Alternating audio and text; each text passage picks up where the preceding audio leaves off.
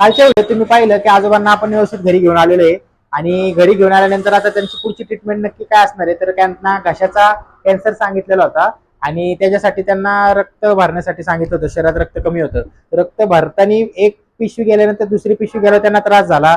मग त्याचा त्यांना शरीरामध्ये इन्फेक्शन झालं, त्यांना त्रास व्हायला लागला, लिव्हर लॉस झाली, त्यांचं क्रिएटिन वाढलं. या सर्व गोष्टीमुळे आपण त्यांना स्वास्थ्य क्लिनिकला ऍडमिट केलं होतं. पण तिथं निलेश जगदाळे सरांनी ती ट्रीटमेंट करून सगळं नॉर्मल लेवल आणले. क्रिएटिन पण त्यांचा 1.5च्या खाली आलेलं आहे, कारण 1.5च्या खाली क्रिएटिन आल्याशिवाय पेट स्कॅन करता येत नाही. आणि आता आज सगळ्यांचं बोलण्यात असं ठरलं की त्यांचं आता पेट स्कॅन करून मग आपण पेट स्कॅन नुसार ते शरीरात कुठं कुठं पसरलेलं आहे हे पाहून त्याच्यावर आपण आयुर्वेदिक ट्रीटमेंट करावी, कारण रेडिएशन त्यांना सहन होणार नाही आणि रेडिएशनने त्यांना त्रास होईल. आणि डॉक्टरचं पण सजेशन हेच होतं की तुम्ही पेट स्कॅन केल्यानंतर आयुर्वेदिक सल्ल्याने त्यांच्यासोबत जेवढं व्यवस्थित पद्धतीने ते खाऊन वगैरे त्यांना राहतील तेवढं व्यवस्थित ठेवू द्या, कारण त्यांना रेडिएशन सहन होऊ न शकणार.